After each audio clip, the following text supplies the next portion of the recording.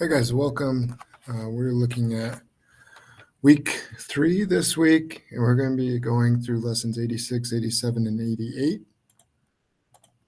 All right, so we'll jump right in. So lesson 86, we're looking at volumes of pyramids and cones. So we worked with volume quite a bit this year already. Primarily, we've worked with prisms, where we have a rectangular prism, a triangular prism, whatever it is, where it's the same shape top and bottom. Our bases are congruent polygons, or in the case of a cylinder, we have two congruent circles top and bottom. The difference with a pyramid and a cone, as we know, is it comes to a point. So the top and the bottom are not the same shape. So obviously that's going to affect our volume. So a cylinder prism is just the base area times the height. So whatever that shape is at the bottom, 1/2 base times height, pi r squared, length times width, whatever it is, depending on the shape, then we just multiply it by the height. So that's nice and easy when it's a prism. But now that it's not a prism, it's going to be different. Obviously, looking at the difference between a cylinder and a cone, we have a circle up top, circle up top. Even if those are congruent, obviously this one is going straight down to a circle. This is meeting both bases at a 90-degree angle. This is not a 90-degree angle, and it's coming to a point. So a rule that I know we've watched a little bit in the videos, you could try it out for yourself, but through much testing, mathematicians were able to figure out that the volume of a cylinder is equal to 3 cones. So again, assuming the height was the same, the circle up top, and these circles were all the same, we could dump 3 of these into the cylinder without spilling over. It would be exactly at the height we wanted. So in using that information, well, how does that help us? Well, we now know the volume of the cylinder.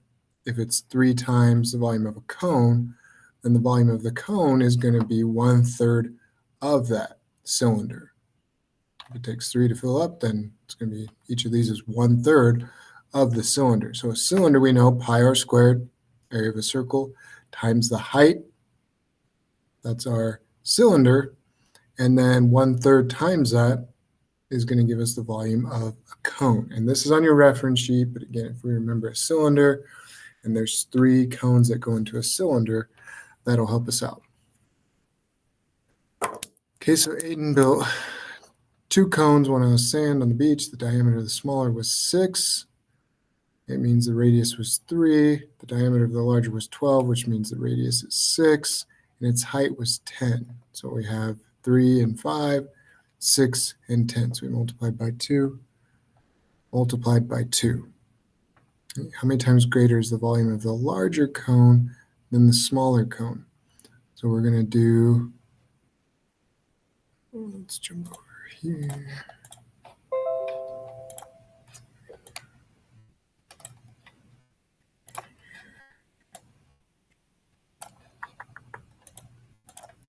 And this won't be,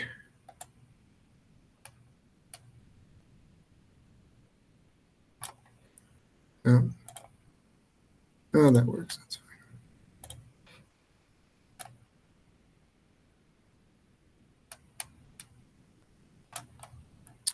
All right, so we have, and it was radius of 3, height of 5, and then 6 and 10.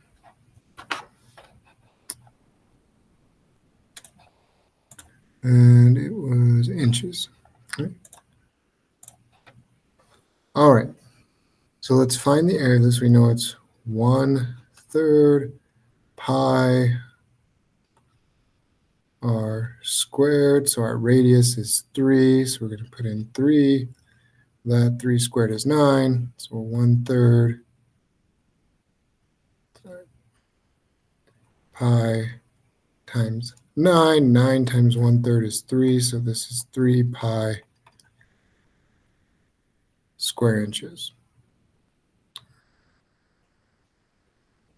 And then we multiply that by our height of 5, because we found the area and we went ahead and multiplied it by 1/3. And now we need to multiply by the height. run out of room, so 3 times 3 pi times 5 is 15 pi, and then inches squared becomes cubic inches. This was 5 inches, even though we didn't write it in.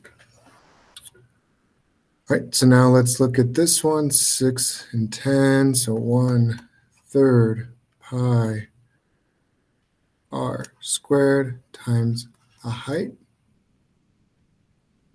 This is 36.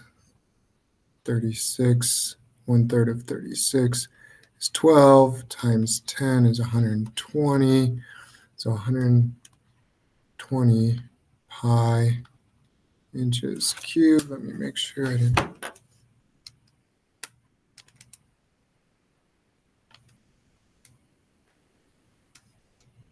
Okay, 120.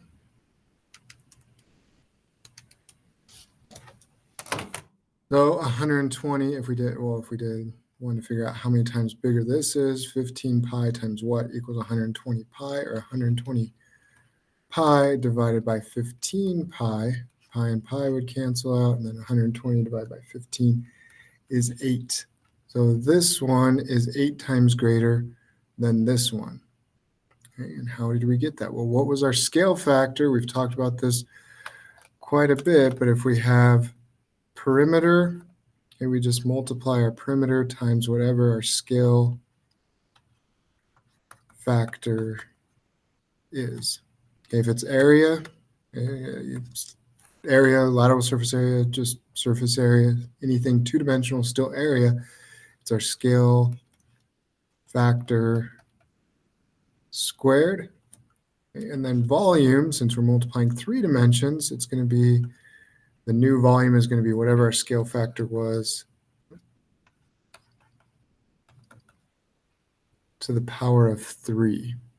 So scale factor to the power of 3. This was volume. If we look back, all of our dimensions, 3 times 2 is 6, 5 times 2 is 10, so it's twice as big. Well, 2 to the power of 3 is 8. So that's why it's 8 times bigger. And I think I let you guys write this on your reference sheet. If you haven't already, you can. It's something that'll help you out as we get into that. Because sometimes we assume, oh, okay, well, the perimeter was doubled. That means the area was doubled. No, if the perimeter was doubled and the dimensions were doubled, the area is actually going to be 4 times. And if it's 3-dimensional shape and the scale factor is 2, then it's actually 8 times. So we just have to remember this when we're doing that. Since we're multiplying, perimeter is just 1-dimensional, so it's to the power of 1. Area is 2-dimensional, so it's power of 2. Volume is 3-dimensional, so it's the power of 3.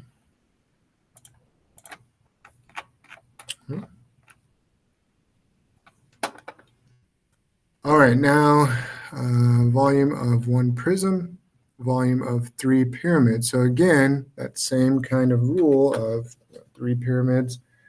Say that the height was the same as the side lengths, and this was a cube, okay, and then the height was the same as one of our side lengths. So 3 of these would fit into that cube, or whatever that prism would be.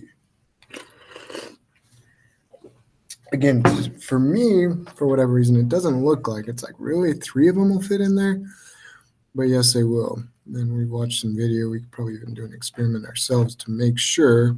But yeah, it's going to be this. So 1/3 times whatever the base area is. Again, a pyramid, we always think of it having a square base, but it can have a triangular base, and octagonal. It can really have any polygon base. If it's a circle, then we call it a cone and not a pyramid. But the same concept, still 1, 2, 3, would go into this prism. So it's 1/3. Instead of base, capital B, base area times the height, it's 1/3 base area times the height. Okay, so if we're looking at this one, what we would do for the base area, 90 squared, or 90 times 90, which is 8,100, times the height. Again, that's the height of the actual pyramid. So 8,100 times 50 is 405,000. And then we multiply that times 1/3, and we get 135,000. Let me make sure we're still.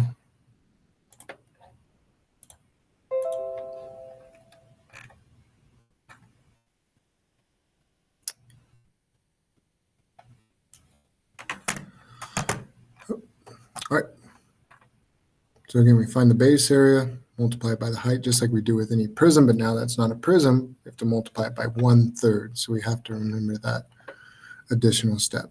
Because obviously it's not a prism because it's coming to opposing faces when meeting at a point. So we have a triangular pyramid. That means our base is a triangle. The area of the base is 36 root 3 units. Its height is 10 units. What is the volume?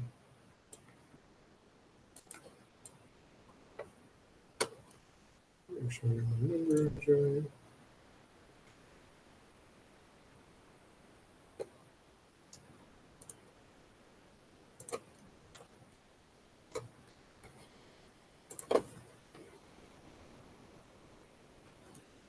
Okay, so this is our base, not drawn perfectly, but this is the area of our base. We were given that. We were told the height of the prism was 10.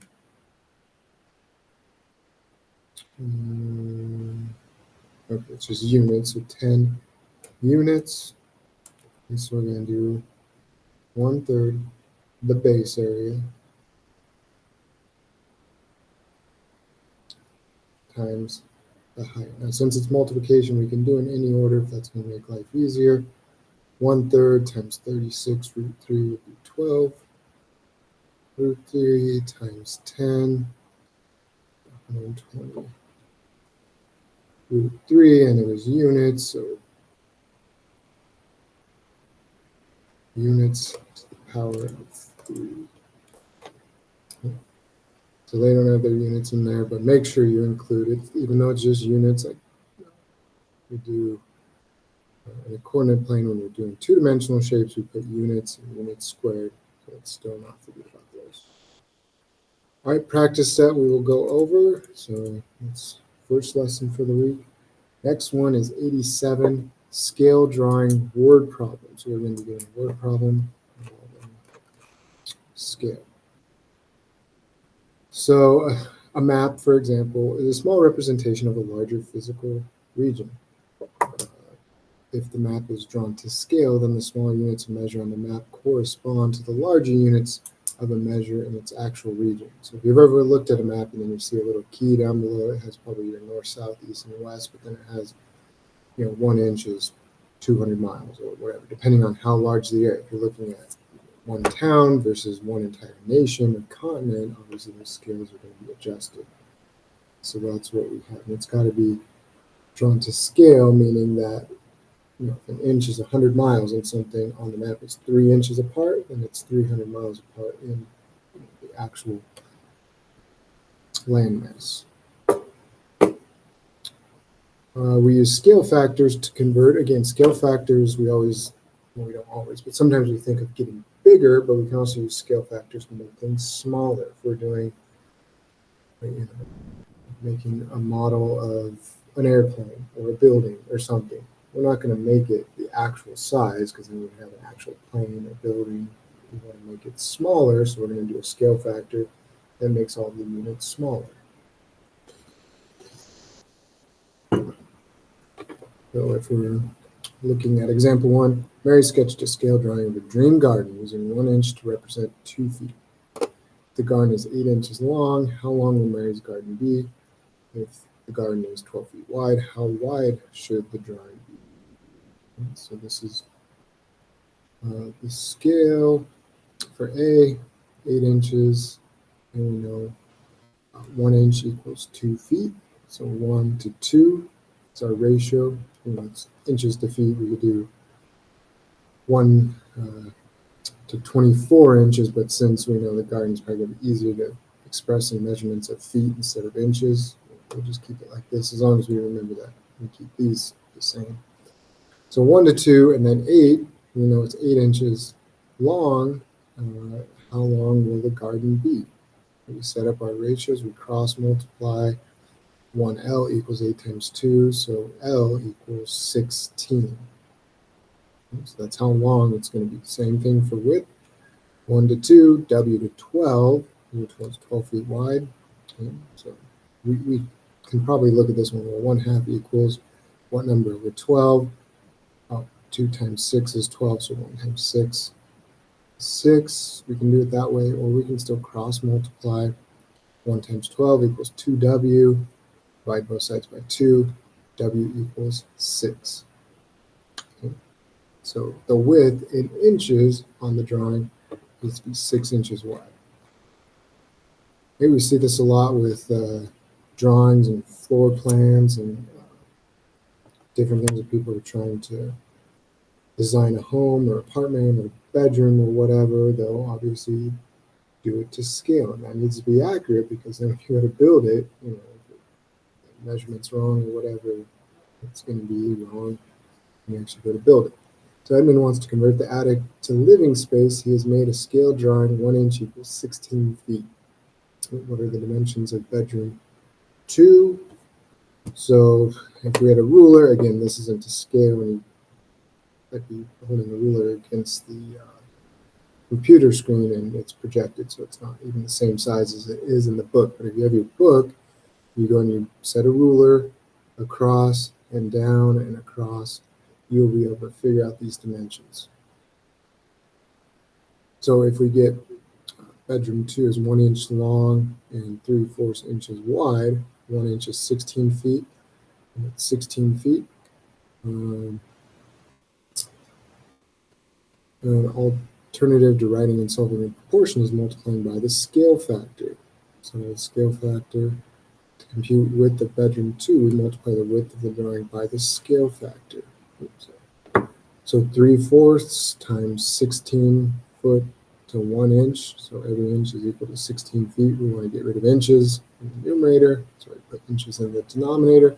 We get 3/4 times 16 feet, which gives us 12 feet. So if you know the scale factor, you can use that to multiply, or you can set up your ratios and cross multiply and divide. This kind of depends on the situation and which you prefer to use. All right, we'll go over that practice set together. Last lesson for this week is review of proportional and non-proportional relationships. So again, sometimes it's called do these two items vary directly? So direct variation is sometimes we refer to it as constant of proportionality. Again, is written as this. So we have two variables. K is our constant, so that's not a variable. That's going to be the same no matter what, 5 or 10 or 1/2 or whatever it is. Y and X. So we have an input and an output. So those are our two variables. Okay. If they're equal ratios, we remember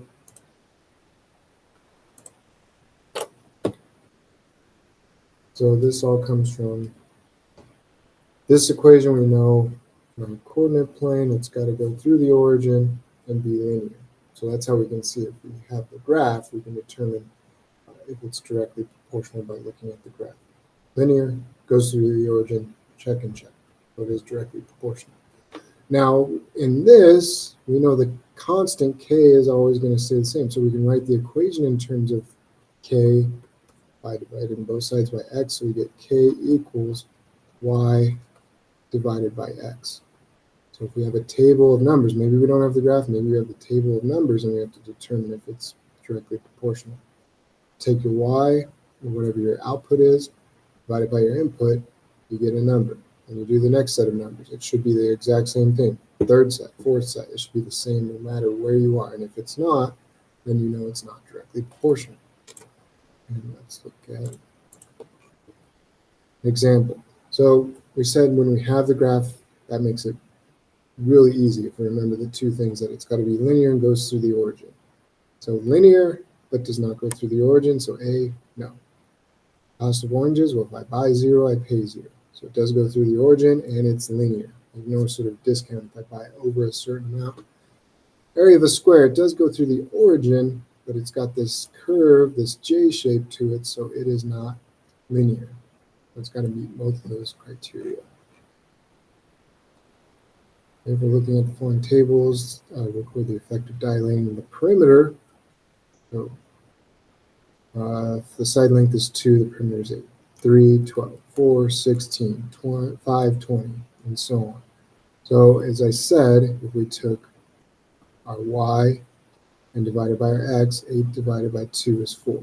12 divided by 3 is 4. 16 divided by 4 is 4. 20 divided by 5 is 4. So this, without even seeing the graph and using that part of the equation, we know it is directly proportional. Now let's look at area. The side length is 2. 2 squared is 4. 3 squared is 9.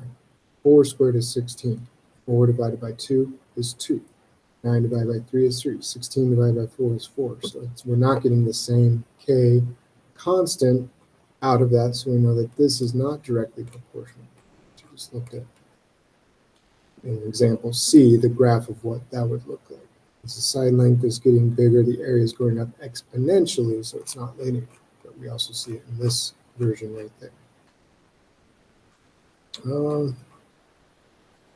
The heights of similar triangles are proportional to their bases. As the triangle is dilated, its base and height increase proportionally. So the base is 2, the height is 3. Dilates 3, 4.5, or 4.5, 4, 6, 5, 7.5. Okay, so predict the height of the triangle shown when its base is 15. Okay, the base is going to be 3 times that. Okay, so we can do a 2 to 3 ratio, base to height equals 15 to h. Cross multiply, we get 2 times h equals 3 times 15, which is 45. 45 divided by 2 gives us 22.5. Another way we could have found it, we've done, well, base is 15, so 5 times 3 is 15, and then 7.5 times 3. And if we're multiplying the base and the height, they're going up proportionally with each other. And multiply this by 3, we have to multiply this by 3 to keep it proportional and keep them equal. We get 22.5. If you show you what I did with the math, so we're just listening. We get that 5 times 3. 5 times 3 was 15, so our base went up by 3, and height's going to have to go up by 3 as well, 22.5.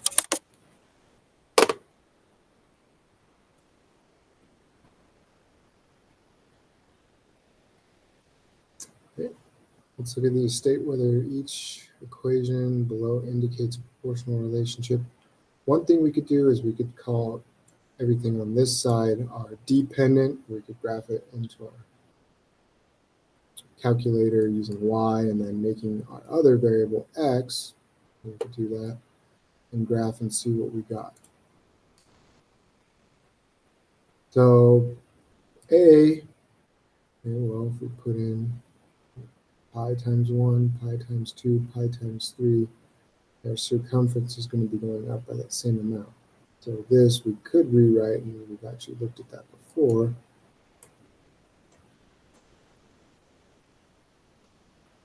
Divide both sides by d and rewrite this by pi. That's actually way early on where they started.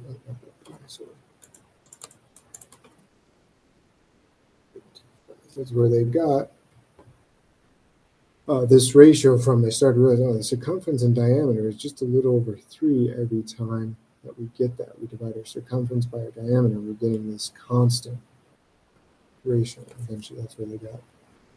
Scholars found that it was not 3 exactly. They found that it was actually an irrational number that continued on forever. Or we take any circle and we take the circumference and divide it by the diameter, and we're going to get pi. So that one is directly proportional. Pi r squared, let's take a look at the calculator so you can see what I mean when we graph this. So y is going to be our a for our area. So we have to put in the radius to get our area. So pi, not h, pi r we'll call x. So this button, and then we're going to square it. Let's graph and see what we got. It looks like that, but let's zoom in. Let's see if this looks good.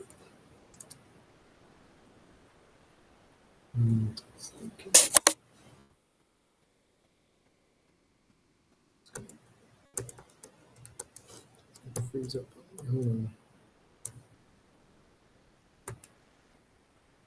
Let's just do windows of 0. Just trying to get it so we can see in that first quadrant.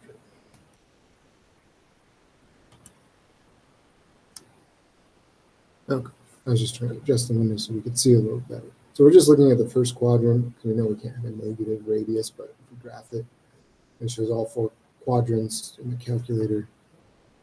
Going to look different because in this equation we could put in negative number for x and square it, but in the example we're looking at, we're talking about a circle, so we can't.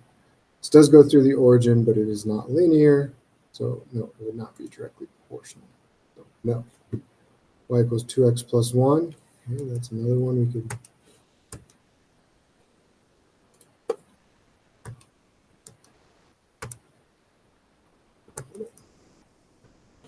Two x plus 1, graph it.